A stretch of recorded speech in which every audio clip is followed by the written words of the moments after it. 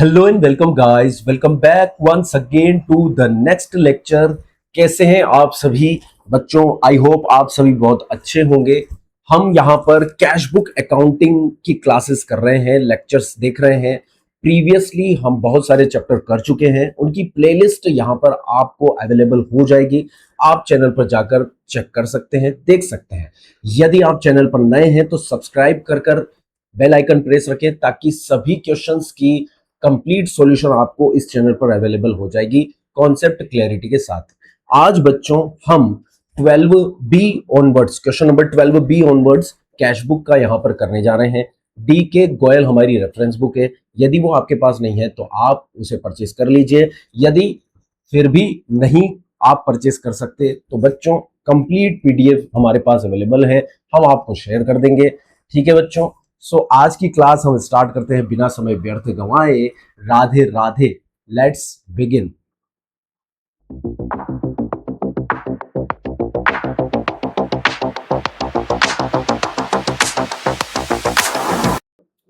तो बच्चों इस तरह से डबल कॉलम कैश बुक का फॉर्मेट आपको तैयार कर लेना है, पेंसिल और स्केल से कॉपी में आराम से। फिर हम क्वेश्चन स्टार्ट करते हैं।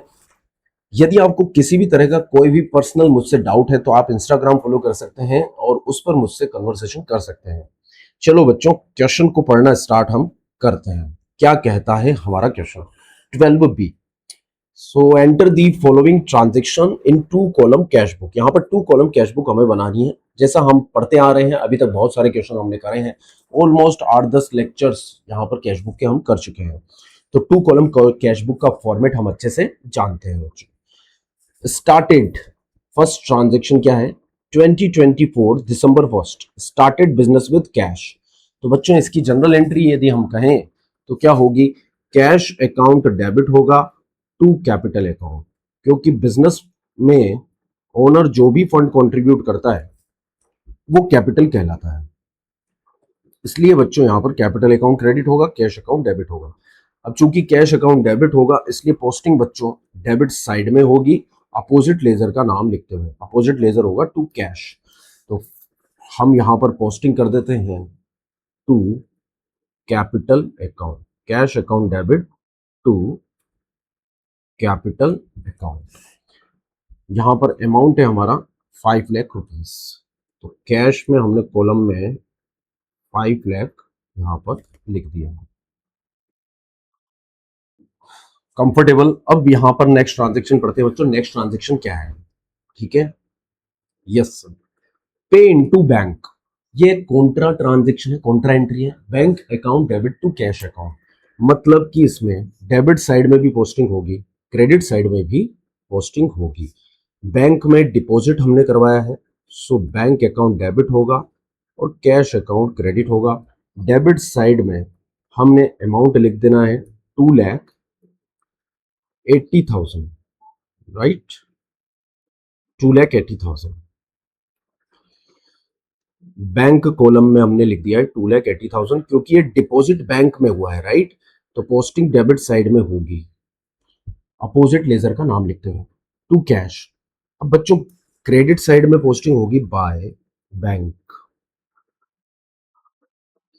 पेमेंट हुआ है हमारे कैश से, सो कैश कॉलम में हमने लिख दिया और कॉन्ट्रा यहां पर मेंशन कर दिया। ठीक है, यस सर। बात करते हैं डेट की, तो डेट आपको मेंशन कर लेना है बिना किसी टेंशन के। December 1 एंड December 2, ये हो गया December 2। ठीक है, ईयर आप डेट के कॉलम में लिख सकते हैं सर। चले बच्चों आगे, यस। नेक्स्ट ट्रांजेक्शन बोलता है purchase goods of ₹1 lakh. IGST यहां पर परचेज पर लगा है 18% and payment made by cheque. तो बच्चों यदि इसकी जनरल एंट्री की हम बात करें तो purchase account debited, input IGST account debited to bank account. तो परचेज डेबिट हुआ है 1 लाख से, इनपुट आईजीएसटी 18% 18,000 और टू बैंक अकाउंट 1,18,000। यानी कि पोस्टिंग क्रेडिट साइड में होने वाली है क्योंकि बैंक यहां पर क्रेडिट हुआ है। सो बाय परचेज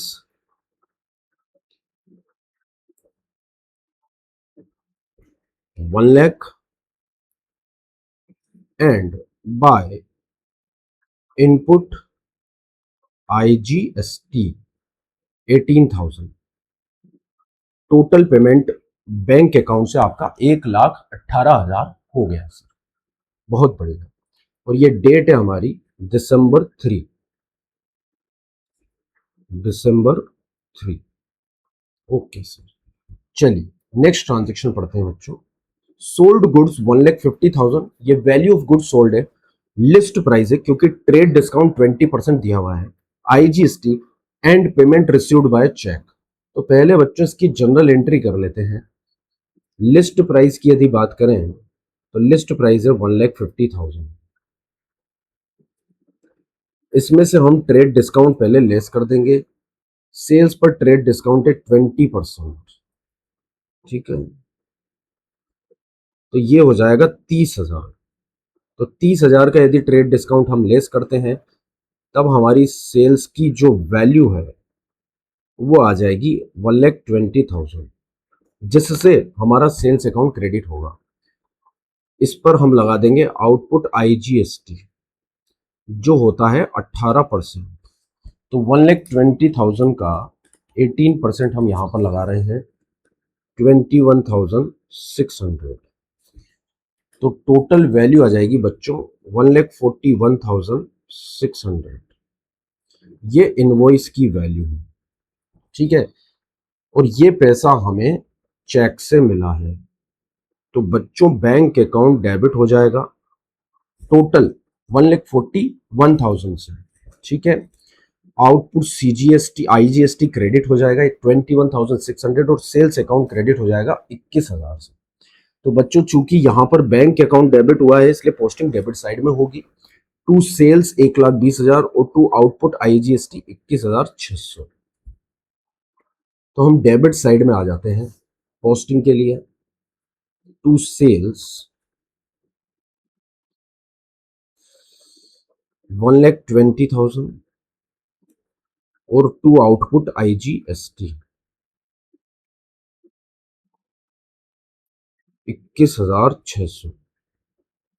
ये ट्रांजेक्शन हमारी हमने रिकॉर्ड कर दी है।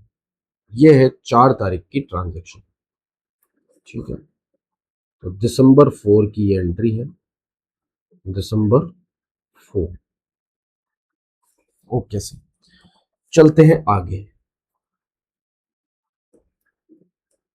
5 तारीख की ट्रांजेक्शन बोलती है withdraw cash from bank for private use. तो drawings account debited to bank account, private use के लिए पैसा निकाला है बच्चों, तो ड्रॉइंग्स अकाउंट यहां पर डेबिट होगा, ठीक है, 50,000 से।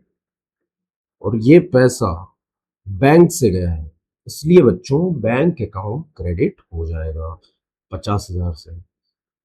चूंकि बच्चों बैंक अकाउंट क्रेडिट हुआ है इसलिए पोस्टिंग क्रेडिट साइड में हो जाएगी बाय ड्रॉइंग्स, ठीक है।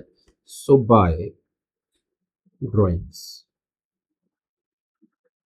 ये एंट्री हमने कर दिया, ठीक है, 50,000 रुपीज। ये 50,000 रुपए बैंक अकाउंट से कम हो गए। चलिए सर 12 तारीख की ट्रांजेक्शन हम कर रहे हैं। सोल्ड गुड्स टू कमला, 2 लाख के गुड्स कमला को बेचे हैं। अगर देखिए आप ध्यान से, 2 लाख के गुड्स कमला को बेचे हैं और IGST लगाए सर 18%। अब देखिए यहां पर कैश का इंडिकेशन मौजूद नहीं है। Sold goods to Kamala, party का नाम दिया है, वैल्यू दिया है, GST दिया है, तो बच्चों इसकी ट्रांजेक्शन कैश बुक में नहीं होगी, सेल्स बुक में होगी या फिर जनरल प्रॉपर में होगी। तो यदि जनरल प्रॉपर में इसकी एंट्री होती है तो क्या होती है बच्चों, Kamla account debited, Kamla account debited to sales account और टू आउटपुट IGST अकाउंट, ठीक है। सो 2 लाख पर 18% हमें लगाना है। तो value of goods sold is 2 lakh, 18% 36,000 and Kamala account will be debited 2,36,000। तो ये जो एंट्री है पूरी वो बच्चों हो जाएगी हमारी जनरल प्रॉपर में, बराबर, ये जनरल प्रॉपर में हो जाएगी, कोई दिक्कत। कोई दिक्कत नहीं है सर। चलिए 14 की ट्रांजेक्शन हम रिकॉर्ड करते हैं। बोल रहे received a cheque from Kamala and discount allowed. अब देखिए 1,48,000 का चेक मिला है, 2,000 का हमने डिस्काउंट अलाउ किया है, मतलब उन्होंने 1,50,000 का हिसाब बराबर किया है। नेक्स्ट पेज पे भी ट्रांजेक्शन देख लेते हैं, क्या पता कहीं कुछ और लिखा हो एक्स्ट्रा ट्रांजेक्शन। अब देखिए 16 तारीख को देखिए आप, ये बोल रहे हैं कि कमला का जो चेक हमें मिला था एंडोर्स कर दिया था हमने बिमला को इन full settlement of her account of 1,51,000, मतलब अगले ही दिन उसे हमने एंडोर्स किया है बिमला को, जो बिमला हमारा एक क्रेडिटर है, मतलब हमारी एक लायबिलिटी है, ठीक है, जिसका बैलेंस था क्रेडिट। इसका मतलब ये हुआ कि ये जो चेक हमें कमला से मिला है उसे हमने बैंक में नहीं लगाया। यदि हमने उसे बैंक में नहीं लगाया तो 14 तारीख को एंट्री जो होनी चाहिए वो ये होगी sir, cheque in hand account debit होगा जनरल प्रॉपर में, cheque in hands account will be debited, discount allowed account debited, cheque in hand 1,48,000 का चेक मिला है, डिस्काउंट हमने 2,000 का दिया है, और कमला के अकाउंट को हम यहां पर क्लोज करने वाले हैं बच्चों 1,50,000 रुपीज से। मतलब कमला से जो हमें पैसे लेने थे बच्चों, कमला से हमें लेना था 2,36,000, पर कमला ने अभी हिसाब बराबर किया है 1,50,000 का, उसमें से चेक हमें 148 का मिला है, डिस्काउंट हमने अलाउ कर दिया है 2,000 का। क्या बात समझ में आई? यस सर, ये ट्रांजेक्शन भी हमारी पूरी जनरल प्रॉपर में रिकॉर्ड हो जाएगी। Are you getting my point? Yes sir. अब देखिए 14 तारीख की ट्रांजेक्शन भी हमने जनरल प्रॉपर में रिकॉर्ड कर दी, मतलब कैश बुक में एंट्री नहीं हुई। 16 तारीख की यदि ट्रांजेक्शन देखें तो हमने चेक एंडोर्स कर दिया है बिमला को इन full settlement of account of 1,51,000। 1,48,000 का चेक हमने 1,51,000 के पेमेंट के लिए यूज ले लिया। तो यदि हम बात करें क्रेडिटर की जिसका नाम था बाला, सो बाला के अकाउंट को हम क्लोज कर डेबिट कर देंगे, जो हमारी लायबिलिटी था, जिसका बैलेंस क्रेडिट था बच्चों, जिसका बैलेंस क्रेडिट था वो हमारी लायबिलिटी था, हम उसे पेमेंट कर रहे हैं इसलिए हम डेबिट कर रहे हैं 1,51,000, ठीक है। अब हम इसे चेक दे रहे हैं, so cheque is a kind of assets coming into business debited going out of business credited. तो बच्चों ये चेक हमारे बिजनेस से कम हो रहा है, और ये चेक था हमारा 1,48,000 का, ठीक है। और हमें डिस्काउंट यहां पर अब मिल रहा है, डिस्काउंट रिसीव्ड, क्योंकि हम फुल सेटलमेंट कर रहे हैं 151 के पेमेंट का, और 3,000 का हमें डिस्काउंट मिल रहा है, तो ये एंट्री भी जनरल प्रॉपर में रिकॉर्ड हो जाएगी। आई बात समझ में? यस। नेक्स्ट 29 की एंट्री पढ़ते हैं sir, paid rent by cheque. तो सर रेंट का पेमेंट चेक से हमने कर दिया, बाय रेंट अकाउंट 29 का, ये पेमेंट हमने किया है चेक से 10,000। यस, ये 10,000 का पेमेंट हमने कर दिया चेक से। सिंपल है सर। चलते हैं नेक्स्ट ट्रांजेक्शन पर। नेक्स्ट ट्रांजेक्शन बोलती है, ध्यान से पढ़िएगा बच्चों से, deposit into bank balance of cash in excess of 25,000। अब यहां बच्चे गलती कर जाते हैं, इसे ध्यान से पढ़िएगा। ये कह रहा है कि आपको कैश में 25,000 का बैलेंस मेंटेन करना है, और 25,000 के एक्सेस जितना भी आपका कैश बैलेंस है वो सब आपको बैंक में डिपॉजिट कर देना है। वापस से पढ़िए इसे, एक बार वापस से पढ़िए, read it twice. Deposit into bank the balance of cash, मतलब कैश का बैलेंस आपको बैंक में जमा करना है, इन एक्सेस ऑफ 25,000। 25,000 से जो भी ऊपर आपके पास कैश अवेलेबल है उसे आपको बैंक में डिपॉजिट कर देना है। इसका दूसरा मीन यह है कि कैश में आपको 25,000 का बैलेंस मेंटेन करना है, उसके ऊपर जो बैलेंस है वो आपको बैंक में जमा करना है। तो सबसे पहले किसका बैलेंस फाइंड आउट करोगे बच्चों? कैश का बैलेंस फाइंड आउट करोगे। कैश का रिसिप्ट और पेमेंट का टोटल करोगे। एक्सेस रिसिप्ट आप पता लगाओगे, मान लो वो 31,000 है, तो 25,000 आप रख लोगे बाय बैलेंस सीडी और 6,000 आप बैंक में जमा कर दोगे। एग्जाम्पल, तो देखते हैं कैश का बैलेंस कितना है सर। यहां हम टोटलिंग कर लेते हैं, टोटल रिसिप्ट और टोटल पेमेंट की।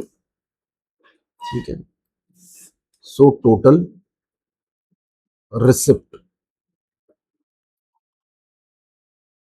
पहले कैश हमारे पास जो रिसिप्ट है वो है सर 5,00,000। यदि हम बात करें टोटल पेमेंट की, वो है 2,80,000 बराबर। यस, वो है 2,80,000। अब बच्चों आपके पास बैलेंस कितना बचा? 2,20,000। 5,00,000 में से 2,80,000 का कैश पेमेंट हुआ है, इसका मतलब 2,20,000 का कैश बैलेंस आपके पास बचा है। क्वेश्चन ये कह रहा है कि केवल 25,000 आप रखिए। ठीक है सर, हम वर्किंग यहां मेंटेन कर लेते हैं। हमारे पास नेट, यदि हम बात करें डेबिट बैलेंस की, तो नेट डेबिट बैलेंस तो हमारे पास जो बचा है वो है 2,20,000 का।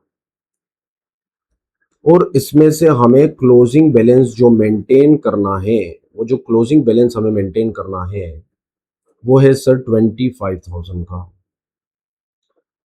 इसका मतलब ये हुआ कि हम बैंक में डिपॉजिट कितना करवाएंगे? बैंक में डिपॉजिट जो करवाएंगे वो है सर यहां पर 1,95,000।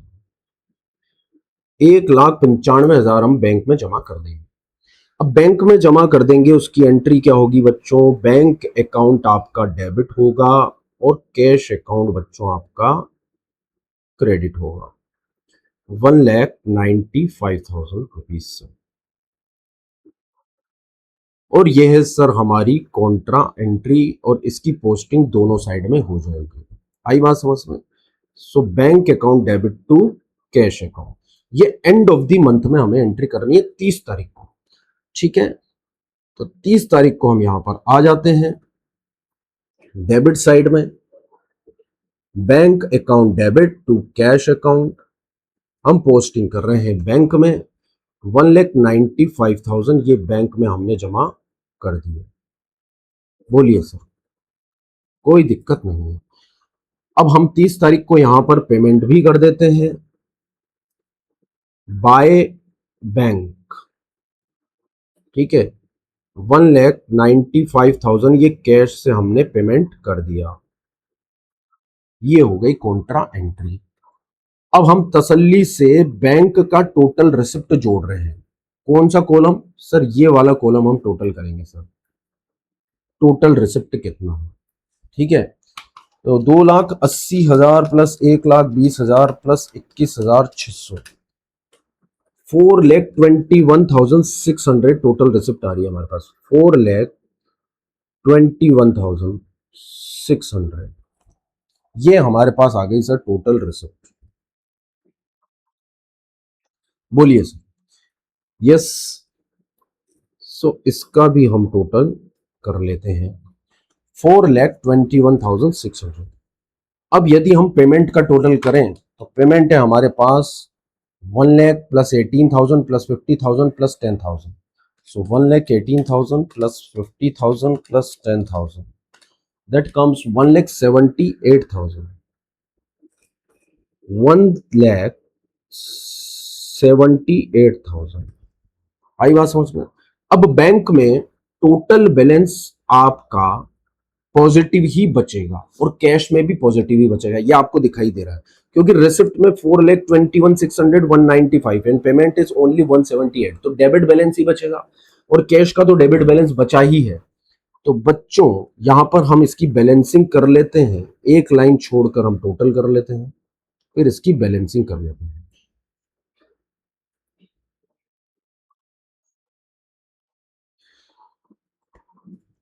सो पहले कैश की बैलेंसिंग करते हैं सर। यहां पर 5 lakh is debit balance, debit total I must say, and credit total is 5 lakh. और बच्चों 30 तारीख को ये बैलेंस आ जाएगा, जो डेबिट बैलेंस है वो क्रेडिट में लिख दिया जाएगा by balance CD, that is 25,000। आई बात समझ में?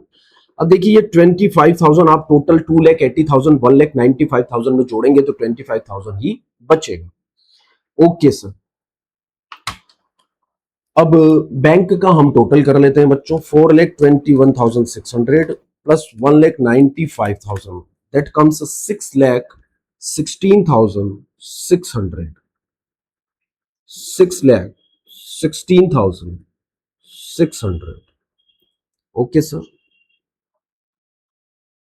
6,16,600। जब 6,16,600 हमारा डेबिट बैलेंस है और हमारा क्रेडिट बैलेंस इसमें से लेस कर देते हैं हम 1,78,000, that comes 4,38,600। 4,38,600 is are debit balance of bank account. ये हमारा बैंक का बैलेंस हो गया। अब इन दोनों बैलेंसेस को हमें कैरी फॉरवर्ड कर देना है। ठीक है, जो मंथ था हमारा दिसंबर था, अब हम इसे कैरी फॉरवर्ड कर देंगे जनवरी में। सो ये हमारी डेट आ गई सर, जनवरी 1। ठीक है, बैलेंस कैरी फॉरवर्ड हम कर रहे हैं। टू बैलेंस बीडी, कैश का 25,000 और बैंक का हो गया 4,38,600। 4,38,600। ये सवाल हो गया सर। आई बात समझ में? Yes sir. ये हमारा क्वेश्चन हो गया है कंफर्टेबली। आप इसका स्क्रीनशॉट ले सकते हैं बच्चों। Debit balance both this side 25,000 and 4,38,600। Okay sir. अब हम नेक्स्ट क्वेश्चन पे चलते हैं, क्वेश्चन नंबर 13। क्या कहता है क्वेश्चन नंबर 13? आप ये आंसर चेक कर सकते हैं। 25,000 is for cash balance and 4,38,600 for bank balance. Both are positive debit balance.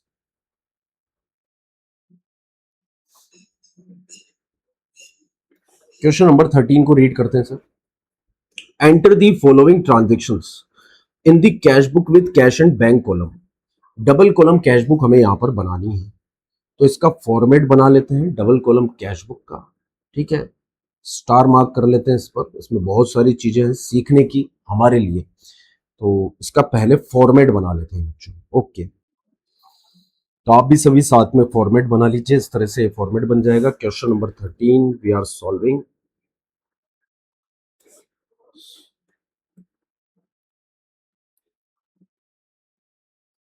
Debit side date, receipt, then voucher number, ledger folio, cash and bank. And on the payment side we have to mention the same things: date, payment, voucher number, ledger folio, cash and bank balance। ये हमारा double column cash book का format हो गया बच्चों। हम mention कर देते हैं डबल कॉलम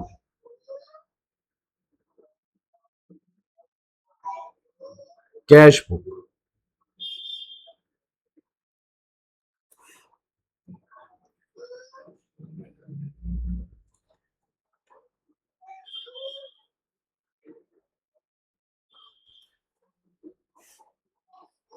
अब क्वेश्चन को रीड करना स्टार्ट करते हैं सर।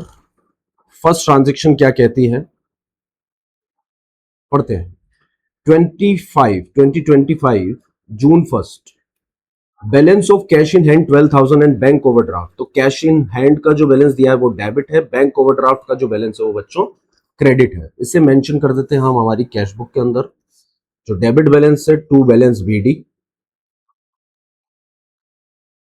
ओपनिंग बैलेंस हम लिख रहे हैं 2025 ईयर है, जून 1। कैश का बैलेंस है 12,000 बच्चों, और बैंक का बैलेंस भी 2025 year June 1 by balance BD. जो ओवरड्राफ्ट बैलेंस है बच्चों वो क्रेडिट साइड में लिखा जाएगा। बैंक कॉलम में हम इसे लिख देते हैं 1500, that is overdraft balance. Then next transaction of June 2 deposited into bank 10,000, ये कॉन्ट्रा एंट्री है बच्चों। पोस्टिंग क्या होगी इसकी, bank account debited to cash account, तो इसकी पोस्टिंग दोनों ही तरफ हो जाएगी, डेबिट साइड में बैंक कॉलम में और क्रेडिट साइड में पेमेंट साइड में कैश कॉलम में। So bank account debited to cash account, इसकी एंट्री हम कर देते हैं टू कैश अकाउंट। ये कॉन्ट्रा ट्रांजेक्शन है, 10,000 हमने बैंक कॉलम में लिख दिया, बाय बैंक 2 जून को 10,000। ठीक है सर।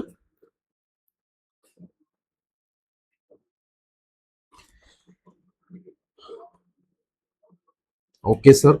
देन नेक्स्ट ट्रांजेक्शन पढ़ते हैं सर। यहां पर sold goods for cash 28,000 and paid half of the proceed into bank. तो यदि इसकी जनरल एंट्री की बात करें हम, 28,000 में से हाफ मतलब 14,000 हमने बैंक में डिपॉजिट किया है। तो यदि आप इसकी जनरल एंट्री करेंगे बच्चों तो होगी entry bank account debited 14,000, cash account debited 14,000। ठीक है, जो बैंक में डिपॉजिट हुआ है उससे बैंक अकाउंट डेबिट, और जितना पैसा बिजनेस में रिटेन हुआ है उसके रेस्पेक्ट में कैश अकाउंट डेबिट कर दिया जाएगा।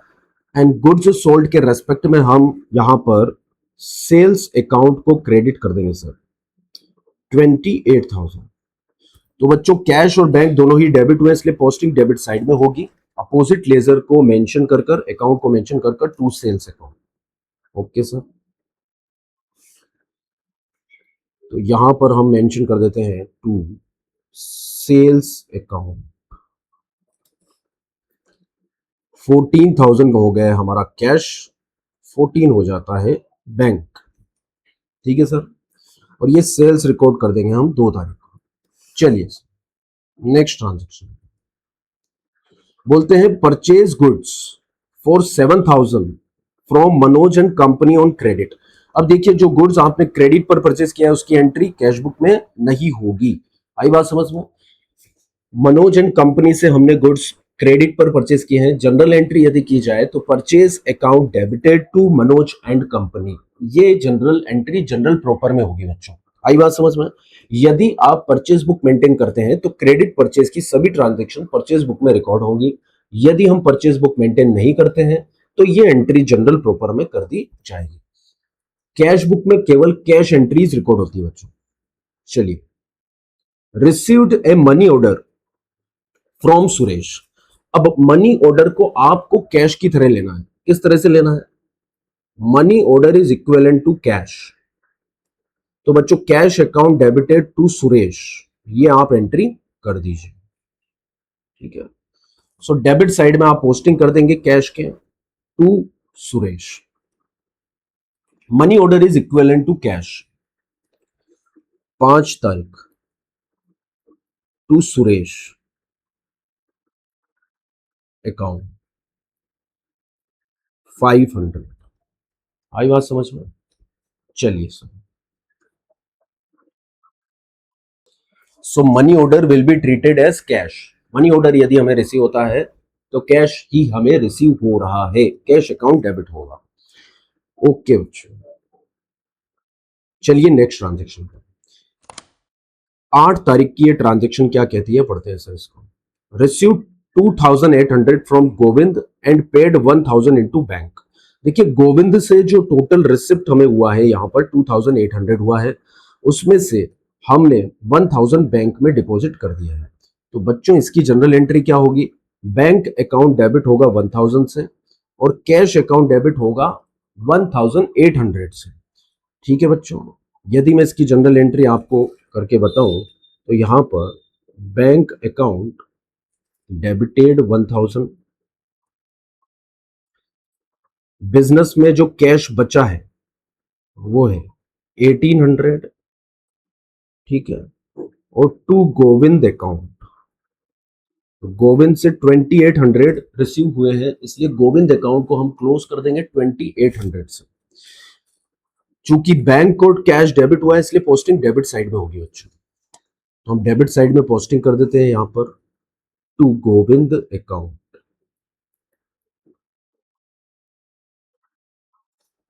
That is 1800 in cash column and 1000 in bank column. Next transaction पे चलते हैं बच्चों।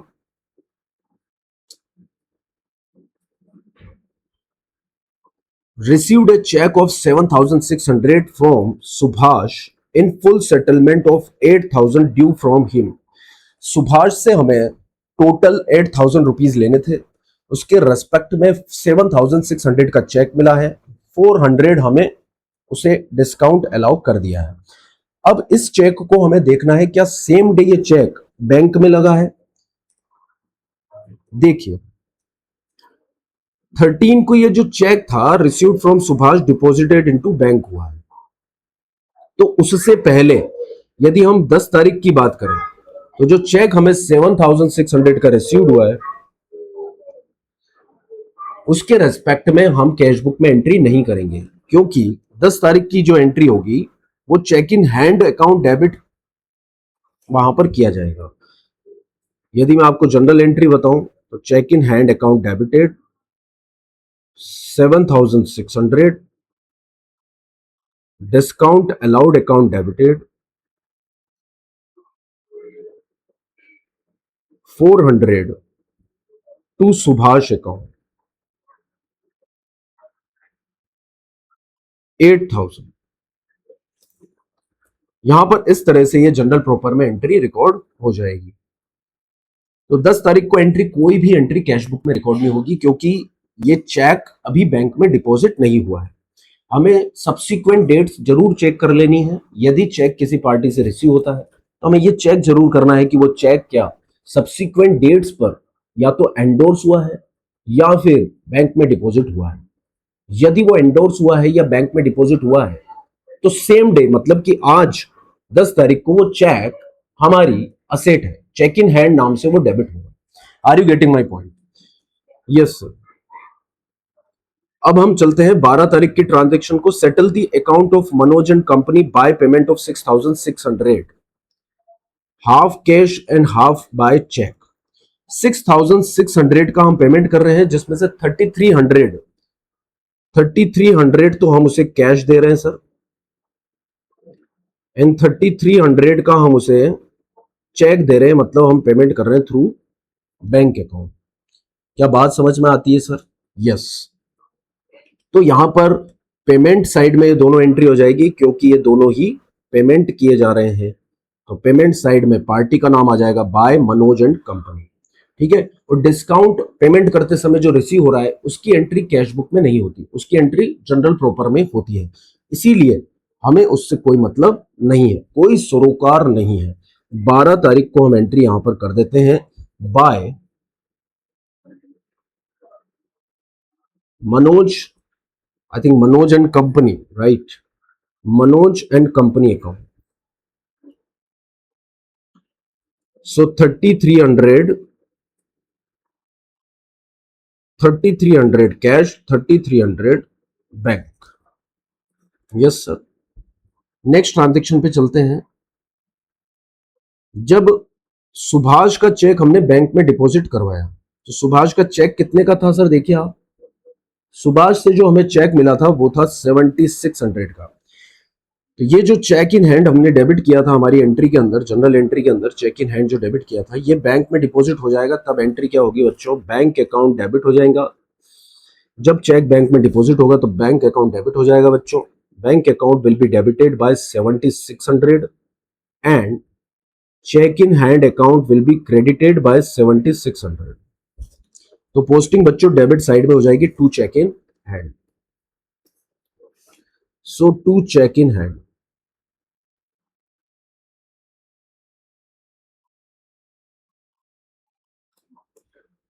$7,600 ये बैंक में हमने डिपॉजिट कर दिया कंफर्टेबली ऑन 13, ये हमने डेट मेंशन कर दी सर। चलिए नेक्स्ट ट्रांजेक्शन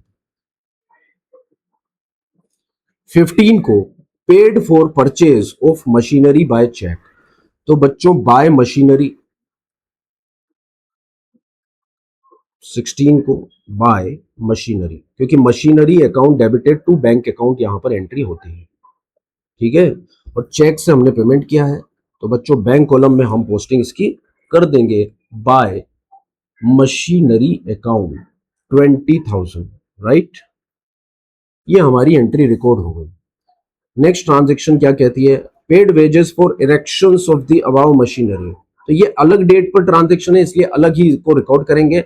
और बच्चों असेट्स के इंस्टॉलेशन और इरेक्शन से रिलेटेड जो भी एक्सपेंसेस हम करते हैं, टाइप ऑफ रेवेन्यू एक्सपेंडिचर, वो भी कैपिटलाइज होते हैं असेट की कॉस्ट में। तो बच्चों यहां पर machine account debit to cash entry कर दी जाएगी वापस से 1,000। सो 17 को एंट्री में रेड से कर रहा हूं इस बार, ठीक है। असेट अकाउंट में ही ये डेबिट होगा और पेमेंट इसका कैश से हुआ है, क्योंकि इंडिकेशन ऑफ कैश वहां पर गिवन है पेड।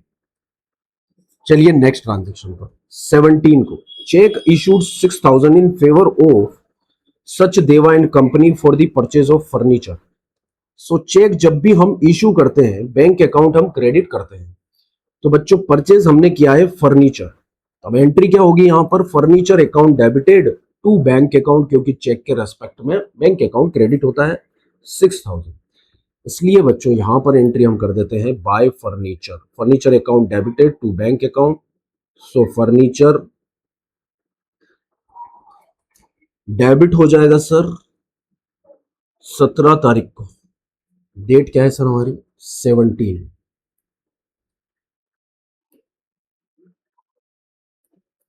इससे पहले वाली डेट थी 15, ये थी 16 और ये है 17।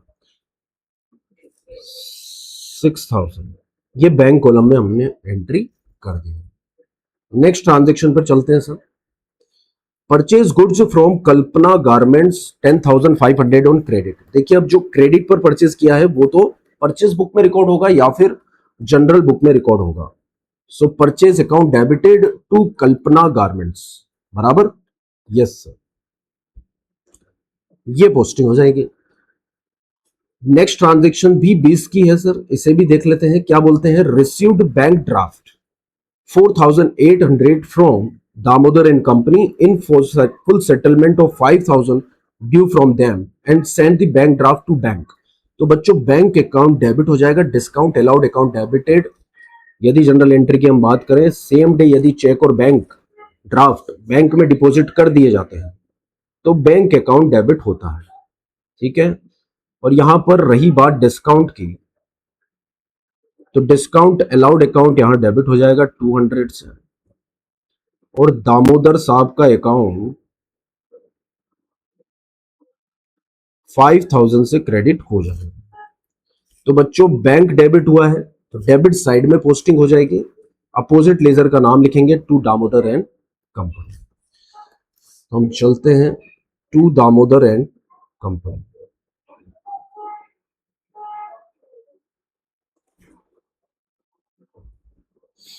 20 तारीख को 4,800।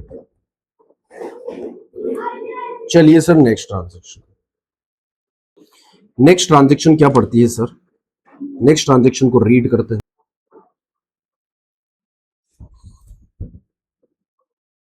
24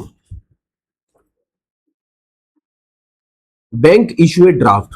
जब चेक इशू किया जाता है या ड्राफ्ट इशू किया जाता है, बैंक अकाउंट क्रेडिट होता है बच्चों for 10,000 in favour of Kalpana garments of on a request, ठीक है। हमने कल्पना गारमेंट को पेमेंट के लिए 10,000 का बैंक ड्राफ्ट इशू किया है, उसके लिए बैंक ने चार्ज किया है 25 rupees for the bank draft. Account of Kalpana garments was fully settled.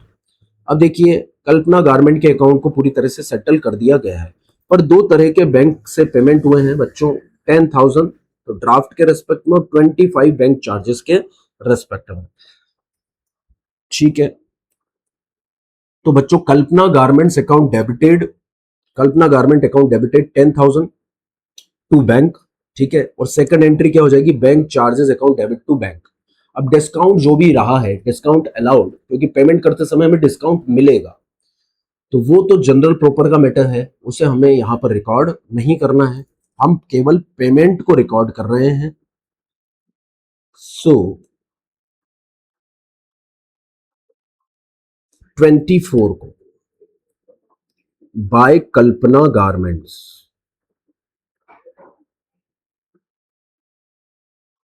ठीक है सर, कल्पना गारमेंट्स को 10,000 तो हमने पे कर दिया बैंक ड्राफ्ट के थ्रू, और सेम डे बैंक चार्जेस का भी हमने पेमेंट किया है। ठीक है, जो बैंक ड्राफ्ट के रेस्पेक्ट में लगे हैं, और बच्चों उन्हें हम अलग से एक खर्चा ट्रीट करेंगे 25, बराबर, यस सर। नेक्स्ट ट्रांजेक्शन पढ़ते हैं, ड्रॉ फ्रॉम बैंक फॉर पेटी कैश। पेटी कैश, देखिए इसके बाद हम पेटी कैश बुक पढ़ेंगे। पेटी कैश बुक एक पेटी कैशियर के द्वारा मेंटेन की जाती है। बिजनेस में जो पेटी एक्सपेंसेस होते हैं उनको मीट आउट करने के लिए पेटी कैश बुक मेंटेन की जाती है। हर महीने मेन कैशियर पेटी कैशियर को कुछ इंप्रेस्ड पेमेंट करता है, सो दैट कि वो अपने मंथली पेटी कैश एक्सपेंसेस को उन डिपॉजिट्स में से मीट आउट कर सके। तो बच्चों पेटी कैश के लिए पैसा बैंक से विड्रॉ हुआ है, तो आप इसे एक तरह से एक्सपेंस मानिए, आप इसे एक्सपेंस मान सकते हैं, पेटी कैश एक्सपेंसेस। ठीक है, अकाउंट डेबिटेड या पेटी कैश अकाउंट आप डेबिट कर दीजिए, क्योंकि एक तरह से ये एक असेट है, असेट बढ़ रही है आपकी, पेटी कैश के अंदर पैसा आ रहा है और एक असेट आपकी कम हो रही है, यानी कि बैंक से आपकी असेट कम हो रही है, बैंक बैलेंस आपका कम हो रहा है और पेटी कैश का बैलेंस आपका बढ़ रहा है। तो petty cash account debit to bank account, तो इसकी एंट्री भी हम कर देते हैं सर, बाय पेटी कैश।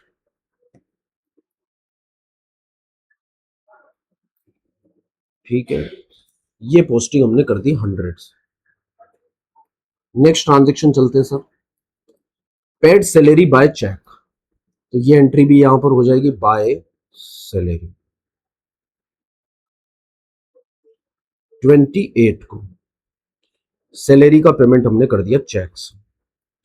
चलिए sir next transaction, bank charges 50 and interest 1620 charge by bank, ये दोनों भी पेमेंट है, इसलिए पेमेंट साइड में आ जाएंगे बाय बैंक चार्जेस,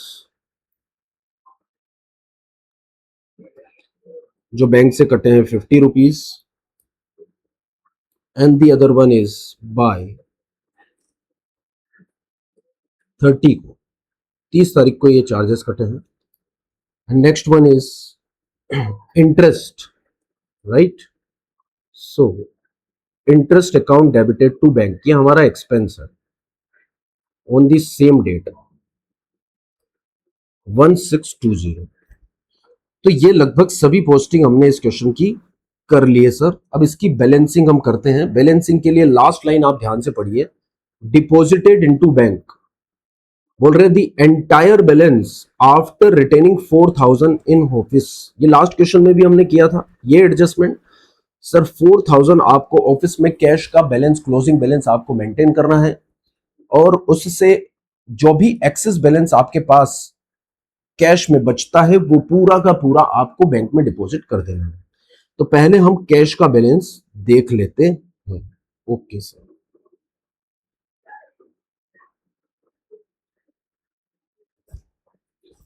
चलिए, टोटल रिसिप्ट, टोटल पेमेंट,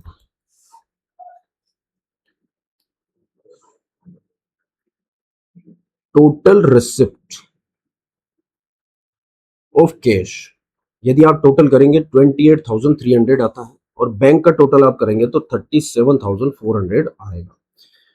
यदि हम टोटल पेमेंट करते हैं सर, तो पेमेंट का टोटल कीजिए 14,300 होगा, और बैंक का यदि आप टोटल करेंगे तो 4,48,400 596 होगा, 595, ओके ठीक है। पर आप यहां पर देखिए, पहले कैश का बैलेंस रिसिप्ट कितना है 28,300 और पेमेंट कितना है सर 14,300, इसे समझिए। डेबिट बैलेंस है आपके पास 28,300 एंड क्रेडिट बैलेंस जिसे हम पेमेंट बोलते हैं यहां पर कैश बुक के अंदर, दैट इज 14,300। तो यदि हम बात करें नेट डेबिट बैलेंस की, जो कि कैश में बचता है, वो कितना है सर 28,300 माइनस 14,300, दैट इज 14,000। आपके पास 14,000 रुपए बचते हैं, 14,000। अब उसमें से आपको जो बैलेंस मेंटेन करना है, आपको जो क्लोजिंग बैलेंस यहां पर मेंटेन करना है, वो करना है केवल 4,000। तो बच्चों, आप बैंक में डिपॉजिट कितना करवाएंगे, डिपॉजिटेड इनटू बैंक, ये वर्किंग नोट आप बना लीजिएगा। डिपॉजिटेड इनटू बैंक होगा आपका 10,000 रुपीज, और इसके रेस्पेक्ट में हम कॉन्ट्रा एंट्री पास कर देंगे। Same as in previous question we done the same thing in this question also. Bank account debited 10,000 to cash account 10,000। तो ये कॉन्ट्रा एंट्री हम यहां पर पोस्ट कर देते हैं बच्चों। तो पोस्टिंग हम करने जा रहे हैं लास्ट डेट को 30 तारीख को। Bank account debited to cash account, हाँ जी, दैट इज 10,000। ये हमने बैंक में जमा कर दिया। और 30 तारीख को बाय बैंक पेमेंट हमने कर दिया है 10,000 का, ठीक है सर। अब क्लोजिंग बैलेंस हमें मेंटेन कर लेना है।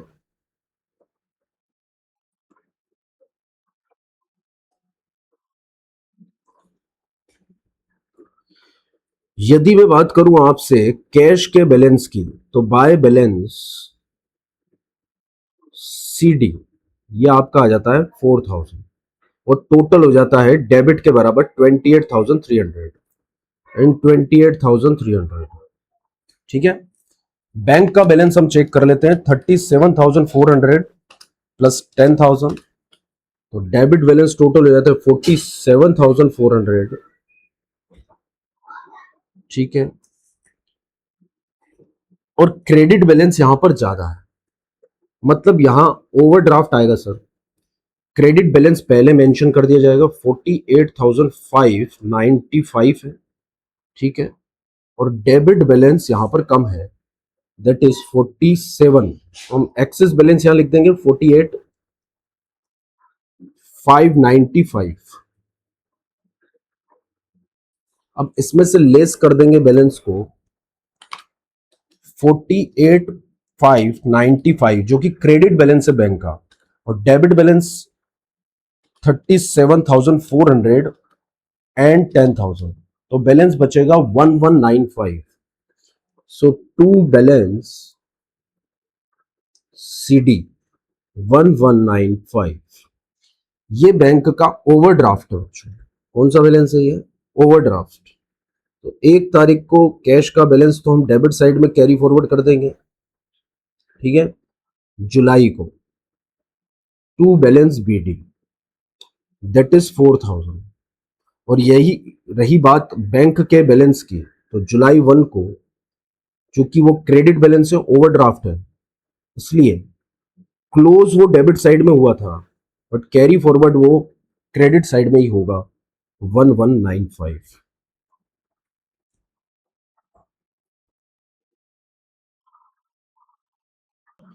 तो ये आज का क्वेश्चन हो गया। 2 क्वेश्चन हमने करे हैं बच्चों यहाँ पर आज, 12B एंड 13। चैनल पर नए हो तो सब्सक्राइब कर बेल आइकन प्रेस कर दीजिएगा ताकि सभी वीडियोस की नोटिफिकेशन आपको समय पर मिलती रहे। मिलते हैं नेक्स्ट वीडियो में, तब तक के लिए see you, take care, bye bye, Radhe.